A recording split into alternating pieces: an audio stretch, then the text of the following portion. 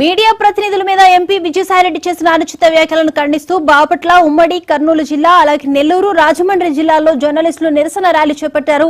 Vijayasai Reddy down down అంటూ కూడా నినాదాలు చేశారు. ఈ అంశానికి సంబంధించి మరిన్ని అప్డేట్స్ అందించడానికి మా ప్రతినిధి శ్రీనివాస్ సిద్ధంగా ఉన్నారు. శ్రీనివాస్, దీపిక, రాష్ట్ర వ్యాప్తంగా ఇటు గల్లీ నుంచి ఢిల్లీ వరకు కూడా మండల స్థాయి, గ్రామ స్థాయి నుంచి కూడా విజయసాయిరెడ్డి అనుచిత వ్యాఖ్యలను తీవ్రంగా తప్పుపడుతున్న పరిస్థితి. మీడియాపై కానీ, మీడియా యాజమాన్యాలపైన కానీ, జర్నలిస్టులపైన కానీ ఆయన చేసిన అనుచిత వ్యాఖ్యల్ని తీవ్రంగా ఖండిస్తూ ఉన్నారు. దానిలో భాగంగా చూసుకుంటే ఆంధ్రప్రదేశ్లో ఉన్న ఉమ్మడి 13 జిల్లాల్లో కూడా ప్రజా సంఘాలు కావచ్చు, రాజకీయ పార్టీలు కావచ్చు, జర్నలిస్ట్ సంఘాలు కావచ్చు తీవ్ర ఆవేదన, ఆయన గొడవ చేస్తున్న పరిస్థితి. ఉత్తరాంధ్ర నుంచి తరిమి కొడతామని విశాఖ వాసులు అయితే చెప్తా ఉన్నారు. మనతో మాట్లాడడానికి కొంతమంది మహిళలు, కొన్ని ప్రజా సంఘాల నేతలు అందరూ ఉన్నారు. వారిని అడిగే తెలుసుకుందాం. అమ్మ, చెప్పండి, విజయసాయిరెడ్డి వ్యాఖ్యలను ఎలా చూస్తారు? ఒక ఎంపీని ఒరే విజయసాయిరెడ్డి అంటే ఎలా ఉంటుంది, విజయసాయిరెడ్డి గారు అంటే ఎలా ఉంటుందండి?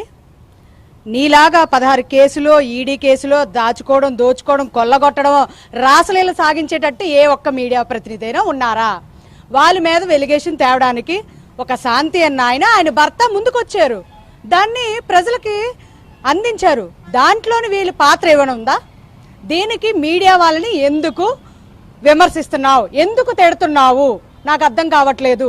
ఈరోజు ఒకటే అడుగుతున్నాను, విజయసాయిరెడ్డి ఆయన ఒక్కటే అడుగుతున్నాడు, డిఎన్ఏ టెస్ట్కి సిద్ధమా, రెడీయా అని అడుగుతున్నాడు. నువ్వు తప్పు చేయలేదు కదా, దానికి సిద్ధమా, నేను రెడీ అని అండం మానేసి వీళ్ళందరినీ ట్రోల్ చేస్తూ, కులాన్ని ఆపాదిస్తూ వీళ్ళందరినీ ఎందుకు తిడుతున్నావో నాకు అర్థం కావట్లేదు.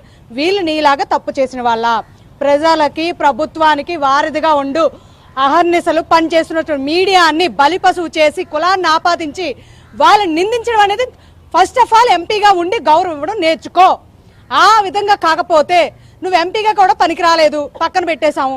ఈరోజు విశాఖపట్నంలో ఉండేటువంటి నువ్వు భూ కబ్జాలు చేసావు విచ్చలవిడిగా. ఈరోజు శాంతి బయటకు వచ్చింది, రేపు ఇంకో అశాంతి వస్తుందో తెలియదు. ఇలాంటి వాటిని విశాఖపట్నం క్షమించదు. మొన్నే చూసాం కదా, మేము ఒక ఎంపీని 5 లక్షలతో గెలిపించుకున్నామనంటే నీలాంటి ఎంపీ మాకు వద్దనే. ఈరోజు శాంతి అశాంతి ఏ శాంతిలో వస్తారేమో మాకు తెలియదు. కాబట్టి ఈ విశాఖపట్నం ప్రాంతం నుంచే కాదు, ఏపీ నుంచి కూడా తరివేస్తాం. ఈరోజు మీడియాకి, వెంకటకృష్ణ గారికి, వంశీకృష్ణ గారికి, మూర్తి గారికి, సాంబ గారికి అందరికి క్షమాపణ చెప్పాలి కదా. ఒరే సాంబడు, ఒరే వెంకటకృష్ణ, మీ బ్రతుకులు తెలుసా?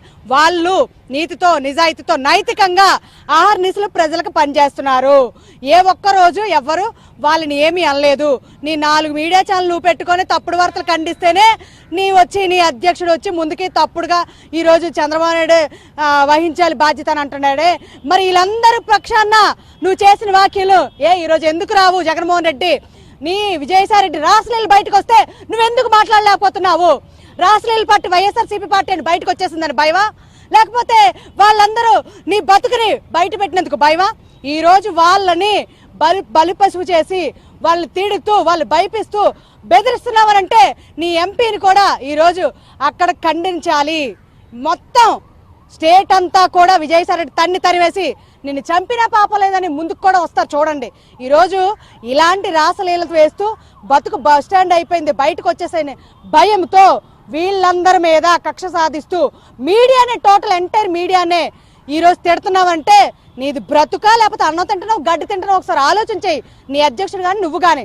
నా అధ్యక్షుడు చెప్పాడు, వద్దు నువ్వు అలా చేయొద్దు, ఏ మీడియాని పెట్టొద్దు అన్నాడు అని చెప్తున్నావే. పెట్టుకో నువ్వు మీడియాని, కానీ నైతిక విలువలతో పెట్టు, దానికి ఒక గౌరవం రప్పించు. ఈ ఛానల్స్ అన్నిటికీ ఒక విలువ, గౌరవం, మర్యాద ఉంది, వాళ్ళందరికీ కూడా ఉంది. కాబట్టి ప్రజలు ఆ మీడియాని గౌరవిస్తున్నారు. నీకు 4 ఛానల్స్ ఉన్నాయని చెప్పుకున్నా, సాక్షి, మనస్సాక్షి లేదు దానికి. ఏది ఎప్పుడు నిజంగానే నిజాయితీగా నిజంగా ఉన్నట్టు చెప్పలేని సాక్షి ఎందుకండి మాకు అని చెప్పేసి దాని పక్కన తన్నేసాం. ఈరోజు నీకు దత్తపుత్రుడిగా పుట్టుకొచ్చింది ఎన్టీవీ, 10 టీవీ, డెక్కన్ క్రోనికల్. ఇవి దేన్ని మేము చూడడం ఎప్పుడూను. మాకు వాటితోనే పనే లేదన్నట్టు మేము ఉంటున్నామే. వాటిని మేము తిడితే ఎలా ఉంటుంది? ఈరోజు ఒక్కటే గౌరవం ఇచ్చి పుచ్చుకోవాలి. ఆ గౌరవ మర్యాదలు సమాజంలో నిలబెట్టుకోవాలి. ఒక ఎంపీగా ఉండి నువ్వేం పీకవయ్యా? ఈరోజు విశాఖ భూ కబ్జాలను, ఈ రాసలీలలు తప్పితే సిగ్గుండాలి మన బ్రతుకు కూడా. ఆ సిగ్గుపడి ఈరోజు దొంగచాటుగా ఉండక దొంగని చెప్తూ ఉంటే ఈ మీడియాని మళ్ళీ నా మీద ఇది చేశారు, అది చేశారు, మీ అంతు తేల్చేస్తారు, మీ బ్రతుకులు తెలుసా అని మళ్ళీ ఆ మీడియాలకి జాతి, కులాలు, మతాలను అంటగడుతున్నావే. నువ్వు ఒక ఎంపీగా పనికొస్తావా? నువ్వు ఈ రోజుకని బుద్ధి తెచ్చుకో, సిగ్గుపడు. ఈరోజు ఈ రాష్ట్రంలో నీలాంటి వాడు ఉన్నాడంటే మేము సిగ్గుపడుతున్నాం. నువ్వు సిగ్గుపడే విధంగా DNA టెస్ట్కి సిద్ధంగా ఉండు. ఈరోజు మీడియాకి క్షమాపణ చెప్పు.